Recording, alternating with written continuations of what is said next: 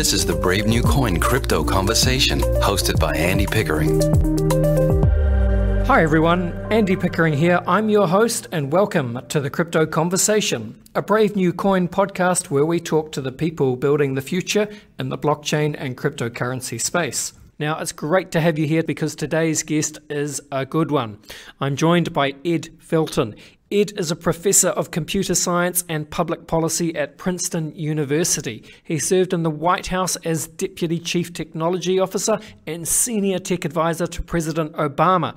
He's the co-founder of Offchain Labs, a blockchain startup, and he's a researcher, author, and coder. So this is a good one, guys. We talk, Ed and I, we talk about the exponential price growth of Bitcoin, Ed's history finding vulnerabilities in the US electoral system's electronic voting machines, and we talk about the tensions between technology, public policy, and clueless politicians. All right, glad to have you here. Let's get into it.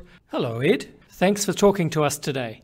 Thanks for having me on. So Ed, as I mentioned in the intro, you are an interesting guy. You've done some really interesting things, and I can't wait to get into some of that stuff. But first off, I want to talk about Offchain Labs. How does that sound? Great.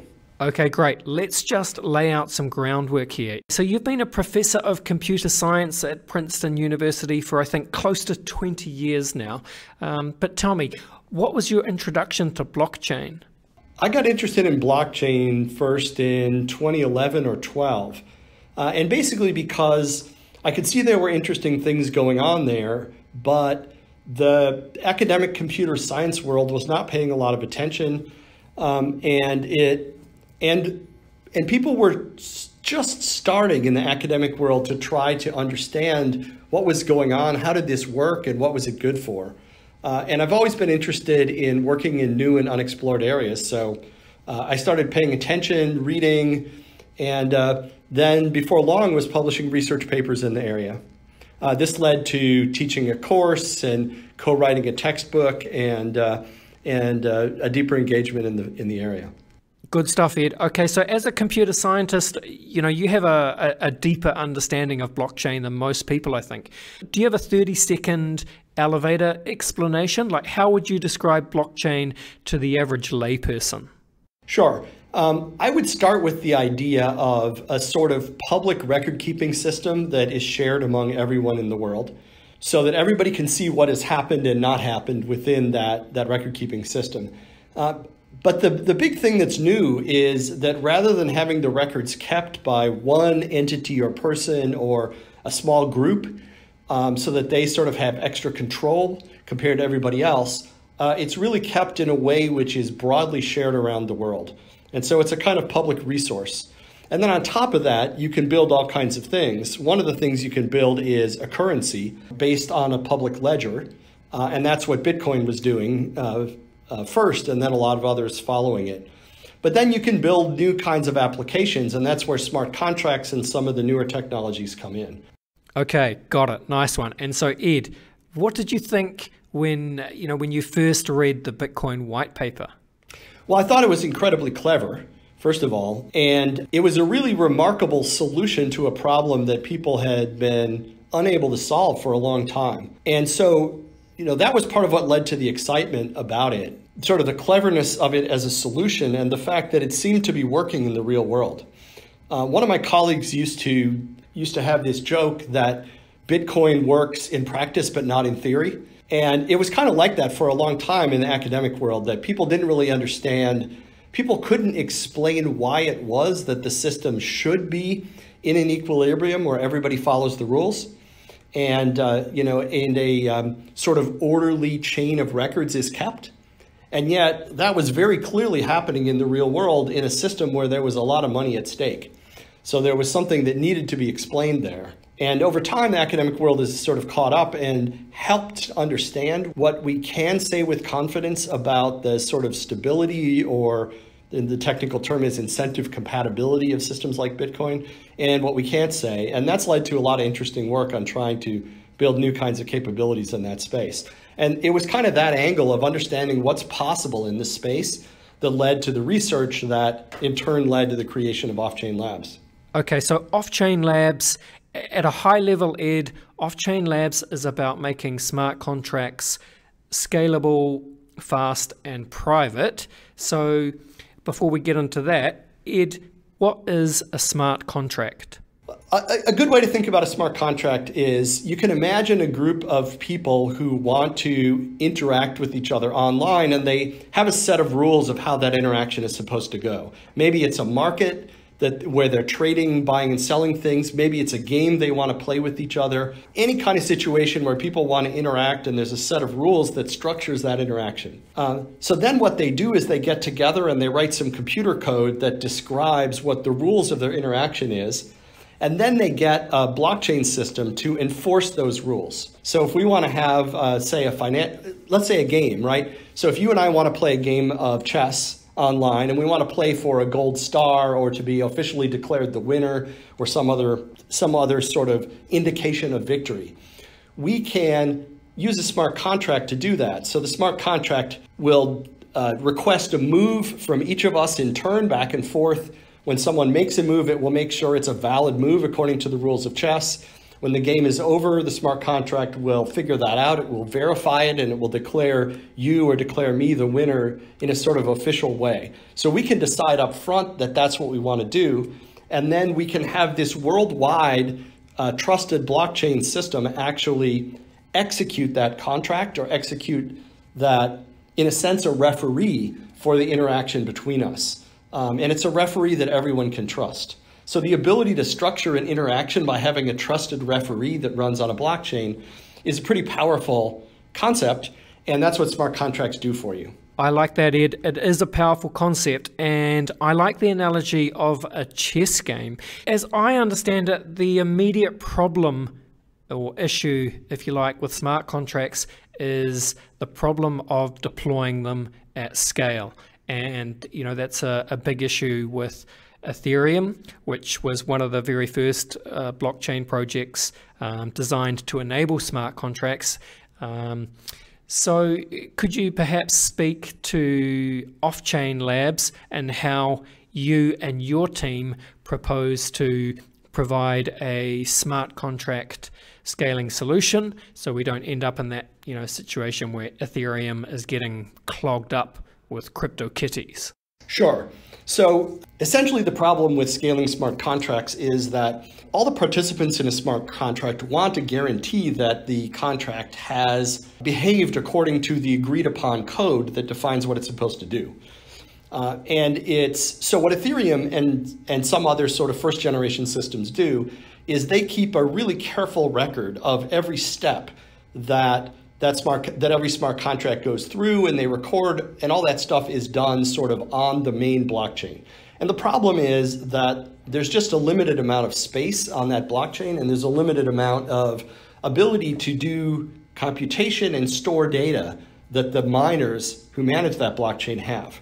And so what you want to be able to do to get scaling, and what we do, is we allow a lot of the activity of managing a smart contract to be done off the main blockchain and sort of privately among a set of parties who are talking among themselves. But we do that in such a way that all of them get an absolute guarantee that the result is correct. And one way to think about how you do that is the parties, if they can agree among themselves about what a contract should do, if all of the interested parties agree, well, then that's good enough.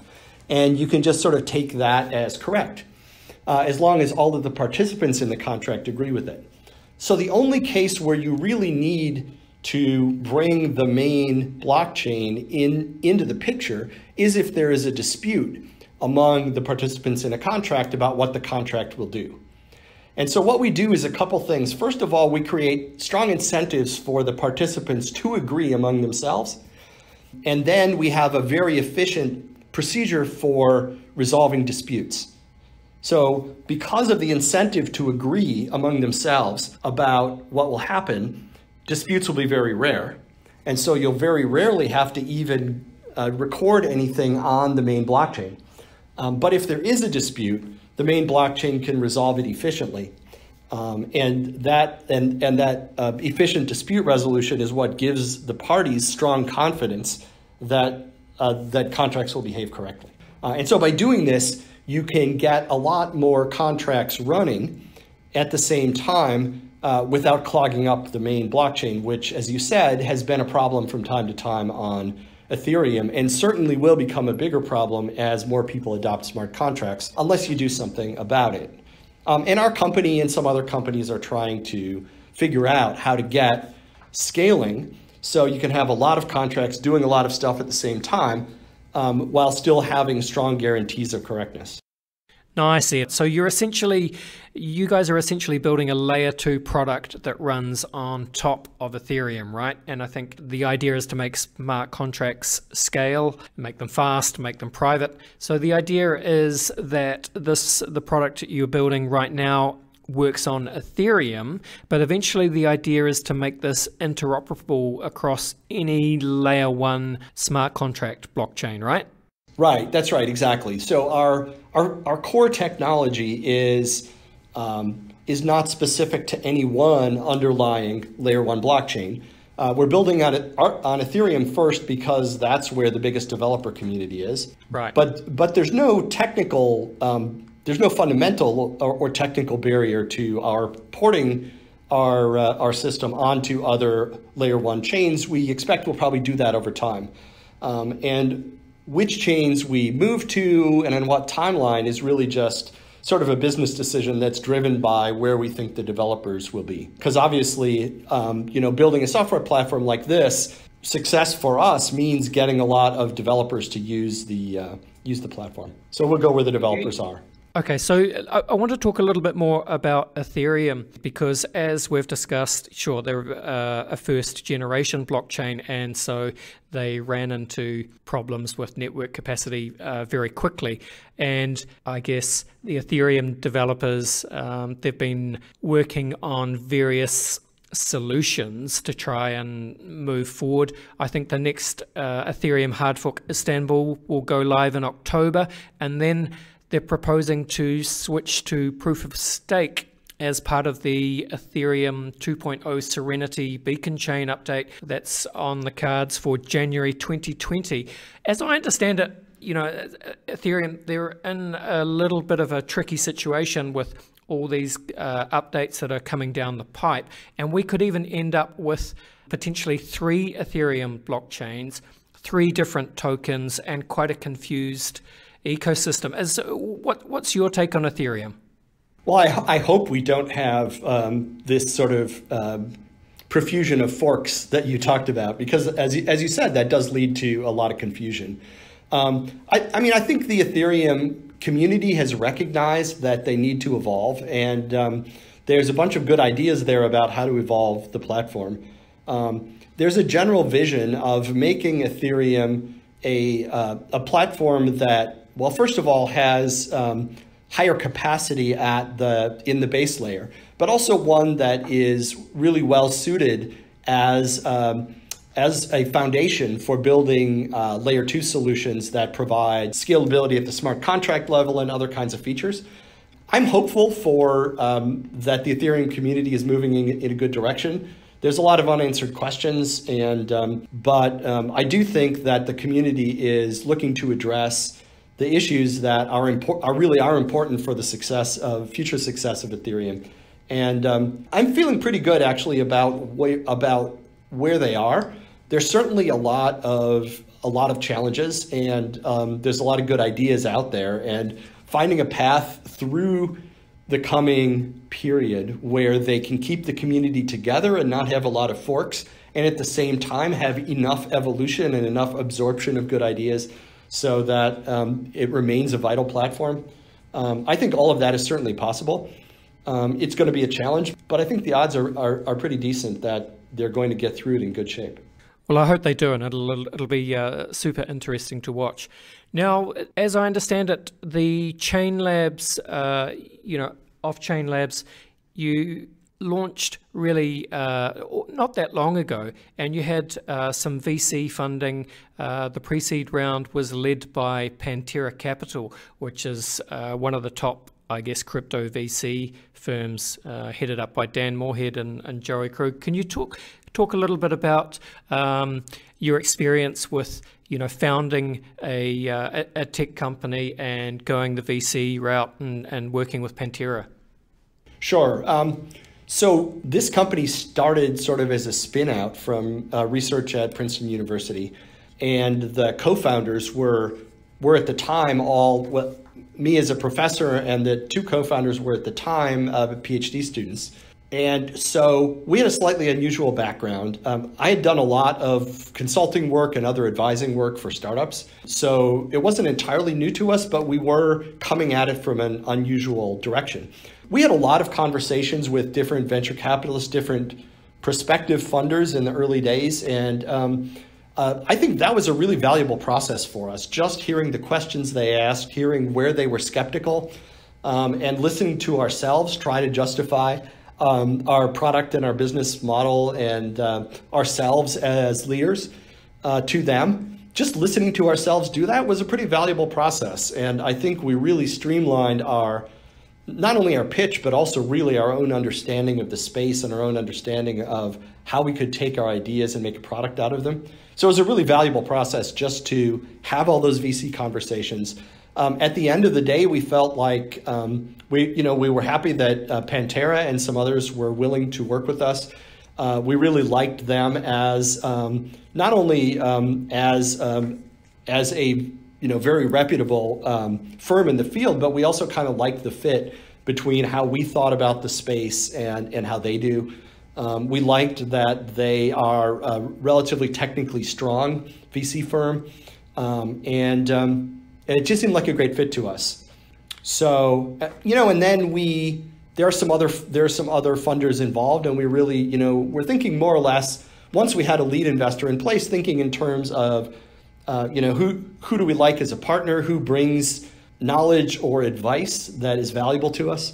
And so that process, I think for us, took some time, but it was worth it. And I feel like we moved relatively smoothly from a fundraising mode into a product building mode. So the company now is almost exactly a year old from the day that we signed the papers. And we've raised money, we've built a team, we have offices, we have a product that's in alpha. We're quite close to doing our second alpha release. So I feel like we've made a ton of progress in that time. Nice. And look, I think it's an interesting time in the blockchain space at the moment, Ed. We've been through the boom market of 2017, the bear market of 2018, and now in 2019, things are obviously picking up.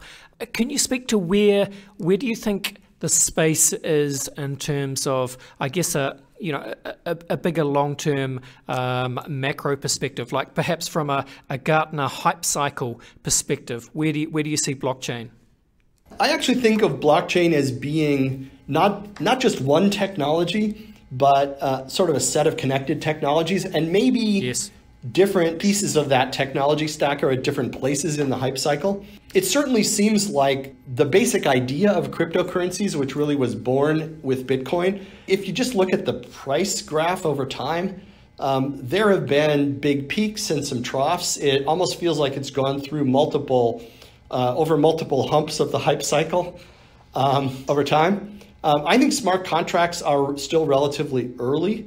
There has been a lot of excitement about them, but it's pretty clear that the technology is not quite ready for the boom. We'll probably have a boom. We may have the whatever the sort of trough of disillusionment is before you get to maturity. I really feel like in this space, you have to keep your eye on the long term. I feel very confident that the long-term value proposition is there. These systems provide a type of functionality which is really not available through other types of technologies and which seems to have a lot of value. That said, it's a long journey, and there's going to be a lot of ups and downs.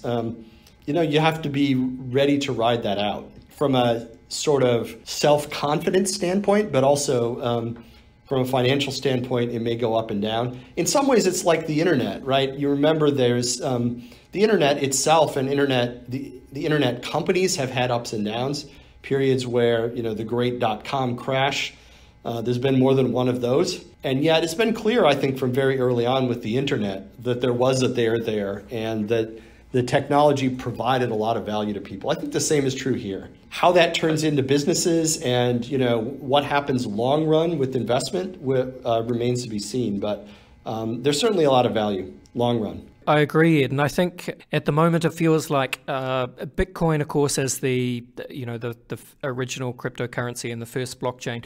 The Bitcoin blockchain is this year, I think, a little bit ahead of most other crypto projects, and I think there's a sort of growing realization that Bitcoin especially looks quite good in terms of an investment and the digital gold narrative, which of course has played into the price. And I heard Joey and Dan, the Pantera guys, they were on Laura Shin's Unchained podcast a month or so ago. I don't know if you heard them on there.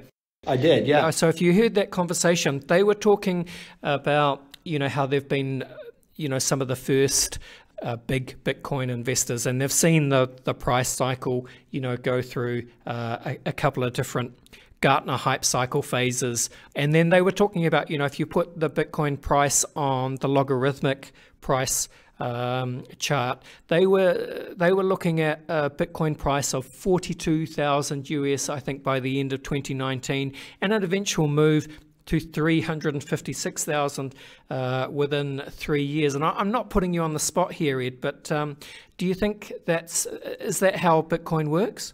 I mean, I think it is true that if you plot the price curve of Bitcoin over time, it looks a lot like a sort of steady exponential growth with a few big spikes of enthusiasm that started and then ended, superimposed on it. So you see these big spikes, and then the price will come back down and sort of rejoin the base exponential curve. Certainly that's consistent with what we've seen, and it's not, and again, I'm not in the prediction business here, but I'm not in the business of predicting Bitcoin prices, but it's not a ridiculous prediction to say that that's what the exponential curve has been, and that you can predict it will continue. Obviously, the rate of growth that Bitcoin has had over time, it has to end at some point. But there's a lot of headroom for growth, even beyond what they're predicting. So it's not a ridiculous prediction to make. I think longer term you're going to see some of these technologies that focus on payment and funds, which is where Bitcoin is. You're going to see some that specialize in or really focus on smart contracts, and those are going to be sort of. And to me, that will be the big split in between different types of base layer blockchains going forward. And right now, Bitcoin is obviously dominant in the payment space, doesn't support smart contracts, and Ethereum is the biggest one in the smart contract space.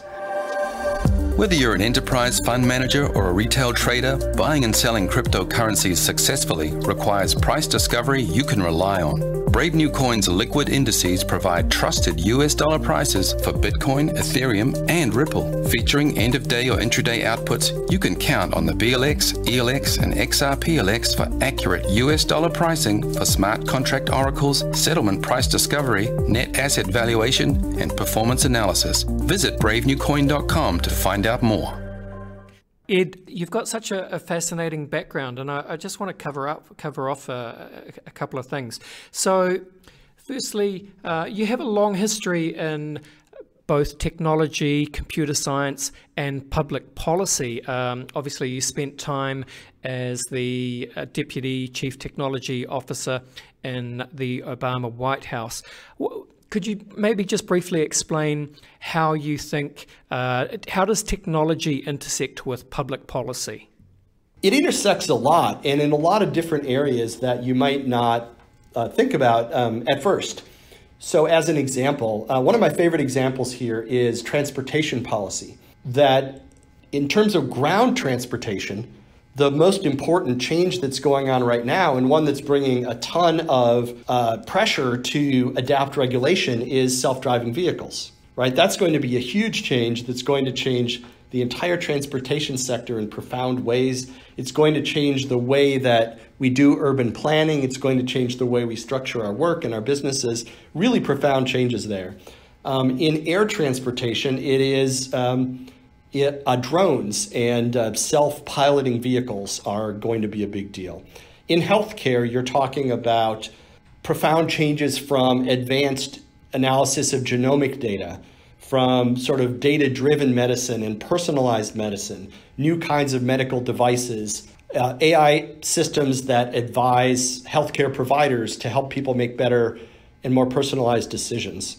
If you're talking about finance and sort of markets, automated trading and financial technology, the sort of decentralized finance technologies that blockchains and smart contracts are enabling are a huge deal. If you're talking about education, there's all the questions about how do we educate kids and adults to flourish in the world of work and in the future world of citizenship that we're all going to be living in after the big technology transitions that are happening now. Sure. There's so much happening in the various different fields of life in general: education, transport, finance.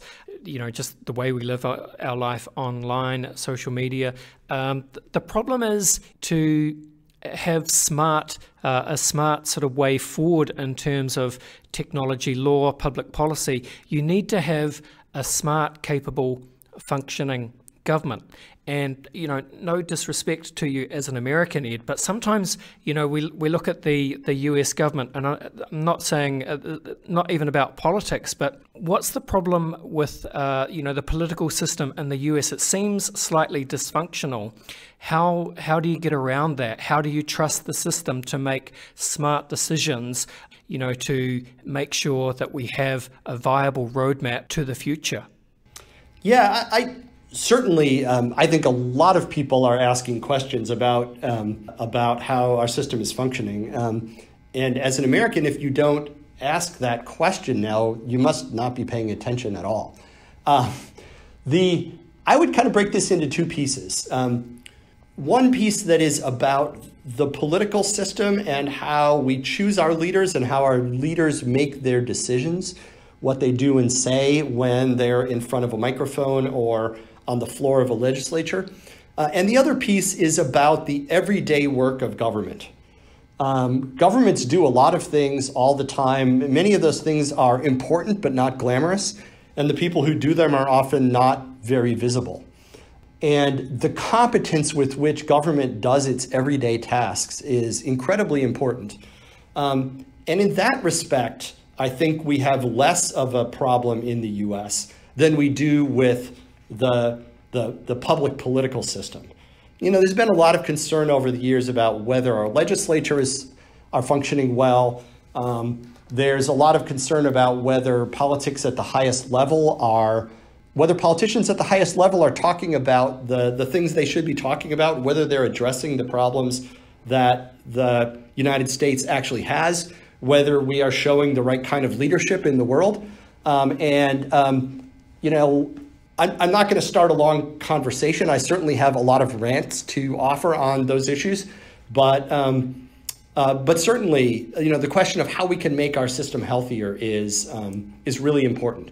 And I think it's a mistake to blame any one figure or any one politician for the problem that we have. I think the particular obvious points of failure we have now are symptoms of a deeper problem as opposed to the cause of the problems we have. It's really challenging. At the end of the day, the solution has to come from voters who refuse to put up with with politicians who are not seriously engaged in actually addressing the issues that need to be addressed. We need to punish game playing. We need to punish stupid insults. And we need to punish people who try to succeed by dividing us as a society. But that's really on us as voters. And if we don't do that, then we're going to get, we get the politicians we choose. If we choose those who are going to be badly behaved, then it's kind of on us. which is not to suggest, saying who can solve the problem is not the same as saying how we can get the public to choose more wisely, but it's what we have to do.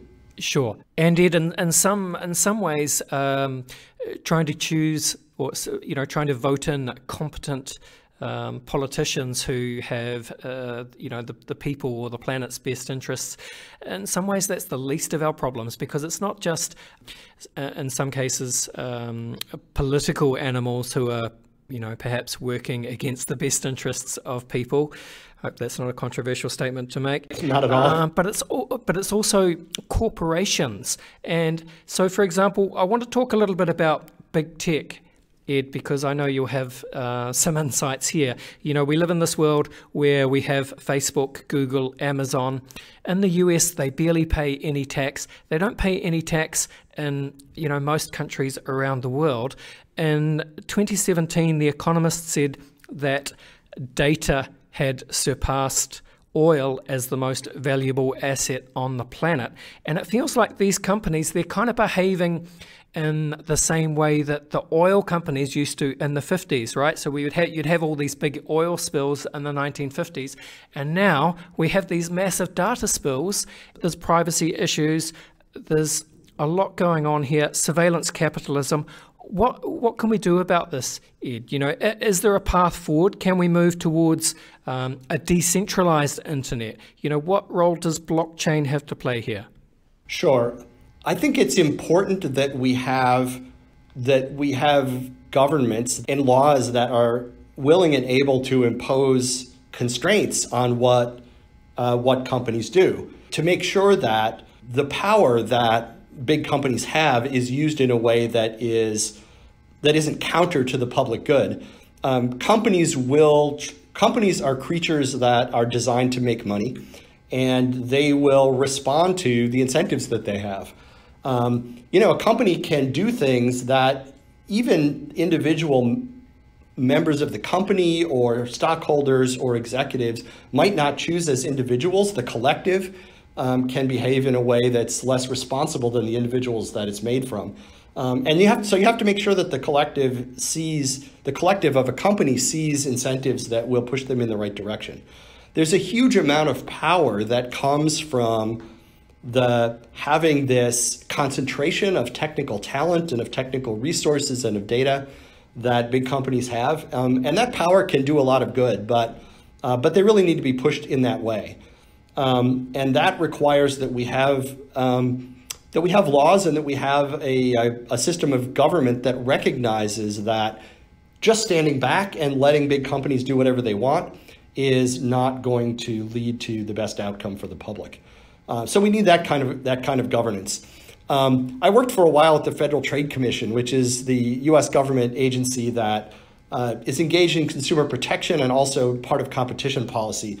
And there is a big sculpture out in front of the Federal Trade Commission building that I always thought was a great way of thinking about what government authorities are supposed to be trying to do. And it's a horse that looks very powerful, and a man who is trying to grab onto that horse and sort of trying to get it under control. And it's called man controlling trade. But the idea that these companies and this industry is a very powerful force, just like a horse is much stronger and faster and more powerful than a person. And that horse can do an awful lot of good if you can figure out how to get on top of it and ride it and make it go in the direction that you want. You have to allow it to exist and to thrive and make sure it's fed and healthy and all of that. But at the same time, you can't. It doesn't do you any good if it just runs wild. And so when you see a new sector like blockchain come along, you want to make sure that it has a fair chance to compete against the big established companies, in whether it's in finance and banking or in technology or in networking. You want to make sure there's a fair chance, and that whoever actually serves people better is going to win and collect the spoils. Yeah, it feels like the big tech companies and technology itself is moving at such a rapid pace that the political system simply can't keep up. So every time, because the political process is such a slow, laborious, time-consuming process, and both the different political parties, they negotiate with each other and they push and pull and block each other, and then a year goes by, 2 years go by, and the technology just evolves, and it's very hard to try and build a regulatory framework or pass legislation just to keep up. And that is it's the same across any industry, whether it's education, trying to make the school curriculum relevant for the future world we're heading towards, trying to make climate change not a thing, and try and keep the oil companies in check. At the same time, try and keep these big tech companies in check and ensure that we all have sovereign digital rights. It's it's a little bit of a mess, Ed. It is, and the challenge really in making law or policy is figuring out how lawmakers, policymakers can lay down a set of principles that are broad enough to cover the behaviors that they should cover, and at the same time are defined in a way where they'll continue to be relevant. So trying to sort of shape laws for the ins and outs of technology as it is right at this moment is not likely to work. But I think it's possible to make laws and rules that can persist for a long time and continue to be valuable. So a good example here is are the competition laws in the United States, which I think are still well designed in terms of their general structure to function. So as an example, there is a law that prohibits agreements restraining trade. That is, companies are not allowed to agree not to compete with each other. And there are a million different ways that companies could agree not to compete. They could fix prices, or they could say, I won't build A and you won't if you won't build B. Or you could say, I will only do business in New Zealand and you will only do business in Australia. Or there are many different ways to do that. But having a broad law that is able to reach all of the different ways that people might invent to try to shelter themselves from having to compete, that continues to have relevance as technology advances. So there are some good examples of laws and regulations that still basically do what they were designed to do decades later. Sure. Right? And that's really the challenge, is how can you avoid the trap of trying to write regulations or laws that are super specific to what's happening now? How can you lay down principles that are going to still look good and still seem relevant 10, 20, 30 years in the future? That's possible if you're really thoughtful about how you do it.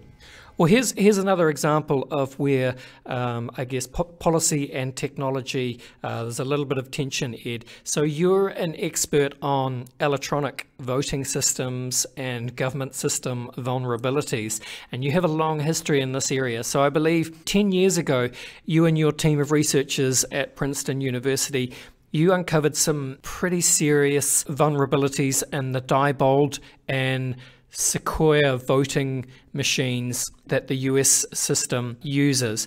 And now this is 10 years ago, and I've just seen this morning the lead story on vice.com is the headline is critical US election systems have been left exposed online despite official denials.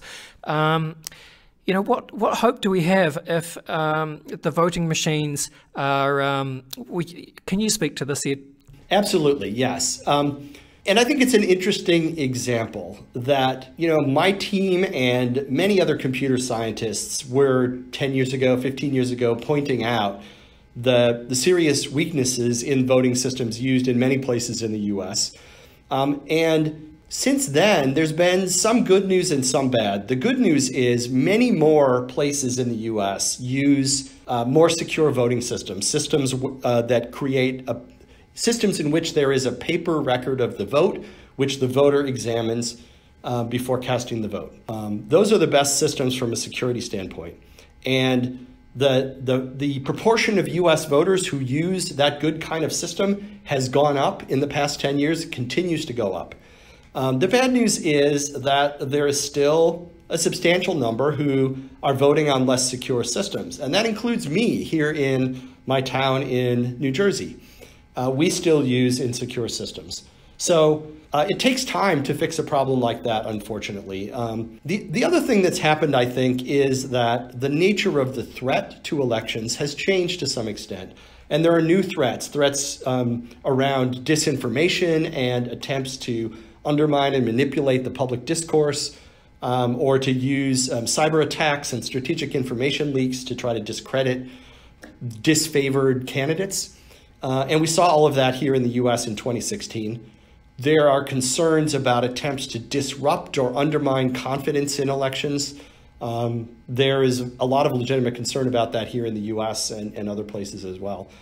So we have made progress in terms of having stronger technology infrastructure for elections in the US, but we have not made enough progress fast enough, I think, and we remain vulnerable in the 2020 election. A lot of people, including me, are concerned about this.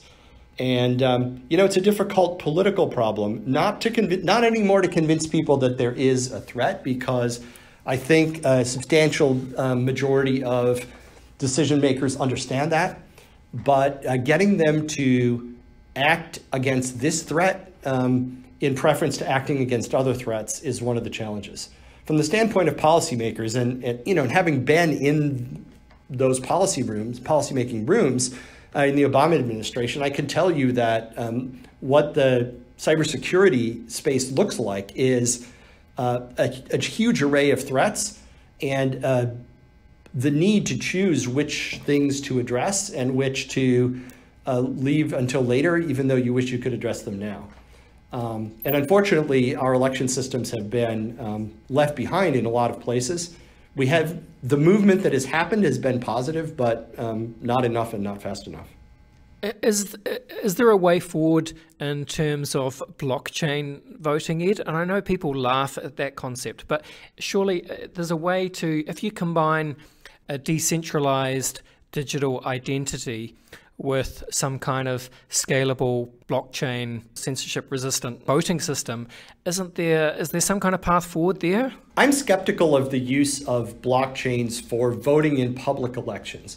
The reason that public elections are so difficult from a security standpoint is that you have two strong security requirements, which are in tension with each other. One of them is the need to protect the secrecy of every vote. The secret ballot is very important to protect against one type of threat, which is the threat of vote buying or coercion of voters. And to do that, we not only allow people to keep their votes secret, but we require them to keep their votes secret. That is, the security requirement for privacy is that even if you want to prove to someone how you voted, we want it to be impossible for you to prove that you voted in a particular way. You can claim that you voted in a particular way, you can produce some evidence, but that evidence can all be falsified in most of the systems we use. Right? That's the secret ballot, and that is a requirement that there cannot be a certain type of audit trail on the election. At the same time, we need to be certain that the votes that are counted on election day, that every vote that is counted matches up with one voter who was authorized to vote and really came and voted that way. And it's the fact that you need to have a strong assurance that there's this one-to-one correspondence between counted votes and voters on the one hand, and on the other hand, that the voter and their vote cannot be linkable together in order to protect against a different threat. Those two things are in tension. So what blockchains are good at is public record keeping, the creation of a public audit log of what happened. And the problem is that is not as useful for voting as one might hope because of the secret ballot requirement. And so, unfortunately, I think we need to look in other places for the bulk of election security. There are aspects of the election process where blockchains can be helpful. For example, in reporting the vote counts from each voting place at the end of the day. Those are public records, and it's important that they be auditable and that they be public. And so for the things in the process that are supposed to be public and auditable, blockchains can help. But for the process of you or I going into a private place and casting our vote, and then knowing that that vote was counted as we cast it, I think blockchains are not very helpful for that part of the process. But I think blockchain seems like it could help. But the more I think about it, the more I think it's only helpful around the edges.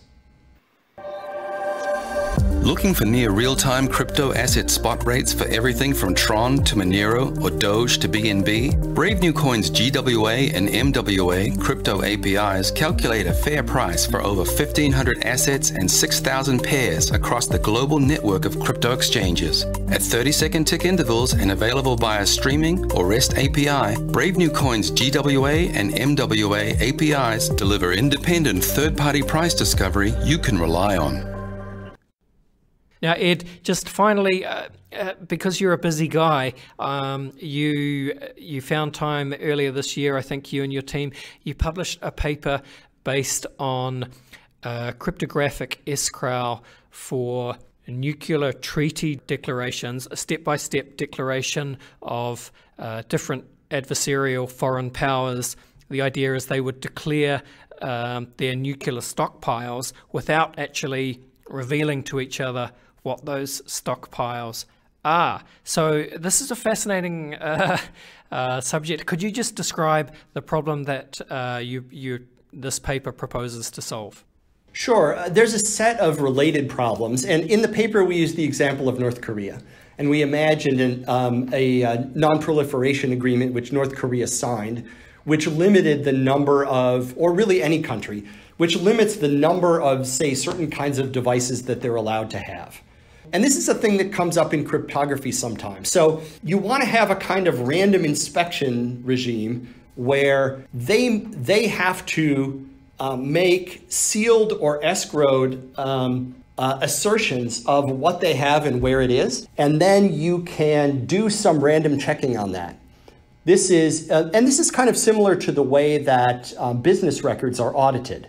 If an auditor comes in to audit your business records, they want to make sure, for example, that you actually have the assets that you claim to have in your business. And the way they do that is you give them a list of all of your assets, and they then pick at random from that list and say, you claim you have a HP number such and such printer that's in your office in New York with some serial number. Show me that. You claim you own a truck of a certain type with a certain serial number. Show me that. And that's a way that if you vastly overstate your assets in a business, that the auditor will probably catch you by doing this kind of random inspection regime. So in the case of a nuclear treaty, you could do a similar sort of thing, but there's a couple differences. Difference number one is you want to make sure that people don't have more than they claim. Unlike the business setting, you want to make sure that a business auditor wants to make sure a business doesn't have fewer assets than they claim. Here you want to make sure they don't have more than they claim. Number one. And number two, they don't want to tell you everything about what they own. Unlike in the business setting where you just give the auditor a complete list of everything you own and what its serial number is and how big it is and where it is and so on. In the case of this kind of treaty, a country might not want to reveal exactly where all of their devices are. They might worry that that list of where all their devices are could be used to launch a surprise attack against them. And so what you want is a way that they can sort of seal. If you were doing it in person, they might seal in envelopes a declaration of where all of their things are, or they might seal in an envelope how many devices they have at each of their sites. And then the auditor could point at one of the envelopes and say, okay, open that, and we'll see what you say you have at a particular site, and then we'll go and check. So the idea that you can make them commit to sort of a secret claim about what they have and where it is, and then you can pick bits and pieces of that and open them, and then check whether they're telling the truth on those. And then from that, you can make a statistical argument that if they're lying, they're probably not lying by much. That's kind of the basic idea. But you would do that in a cryptographic way, where they can commit cryptographically to records of what they have and where they've been. And then you can sort of randomly check and verify that the places you check are consistent with what they claimed. There's a lot of technical details about how do you know, how do they commit, and how would the inspection regime actually work, and all of that. And that's why it's a paper and not just a bumper sticker. But fundamentally, that's the idea, that you can use cryptography to commit to information and then audit that information in ways that are more powerful than just using open declarations. That's an idea that's had a lot of legs in cryptocurrencies and other spaces, the idea of cryptographic commitments plus random checking. And we kind of said, what happens if you apply that to nuclear inspection regimes? And it turns out it's pretty useful. Fantastic. Fascinating stuff, Ed. Now, look, can we finish off? I like to finish off on some rapid fire questions. I just want your 2-second answers. All right. Are you ready? Yes. All right. I want your hot takes. Ed Felten, it's been fantastic speaking to you today. Where do you sit on the Bitcoin maximalist to multi-coin opportunist spectrum? I think we'll have a few coins, each specialized for one major use case. Nice. Ed, what is your firmest conviction crypto opinion?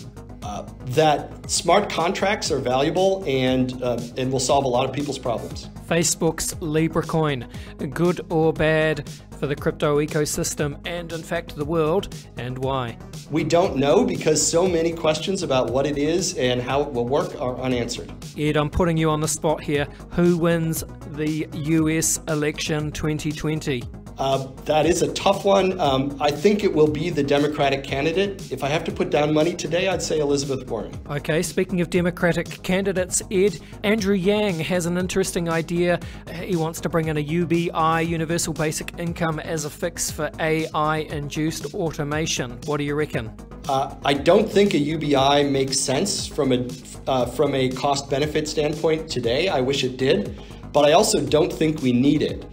I don't believe in the jobless future. Okay, good enough for me. Ed, Bill Gates famously said, we tend to overestimate what we can accomplish in 2 years and underestimate what we can accomplish in 10. What does the blockchain space look like in 10 years? In 10 years, I would say two things. One, it is one of the major vehicles for moving money around the world, number one. And number two, it is a major platform for software development in the same way that the web is or mobile phones are today. Nice. William Gibson said, the future is here, it's just not evenly distributed. What's an example of the future being here right now, but just most people don't know about it? Oh, that's a good one. I always ask my students. Students are always ahead of professors in terms of knowing what's going on. I think delivery robots is a good example. Nice. Ed, let's zoom out. What's the long-term future for the human race? Dystopia or utopia? Closer to utopia. I'm an optimist, but I think we're going to be struggling with the basic problems of the human condition for a long time. Ed, finally, what is your favorite science fiction book, film, or show? Let's see. It's not quite science fiction, but maybe close, is Neil Stephenson's Cryptonomicon. That's a fantastic book. Nice. You're the second podcast guest to say Cryptonomicon, so well done. Yeah, I'm a big fan of Stephenson's work, although I think he's not great at endings. One of the things I like about that book is it's strong from start to finish. Could not agree more. Ed, it's been brilliant talking to you today. Thank you very much. Can you just finish off, tell the listeners how they can find you on your various platforms, where they can learn more about Offchain Labs? Go for gold. Sure. If you want to find me on Twitter, I'm at Ed Felten, F-E-L-T-E-N. Offchain Labs is offchainlabs.com. We have a website. We have a little bit of Twitter. We have a Discord. You can go to github.com/offchainlabs if you want to see our code, and stay tuned for future product announcements. Fantastic. Thanks, Ed. And thank you for listening, listeners. This was the Crypto Conversation for Brave New Coin.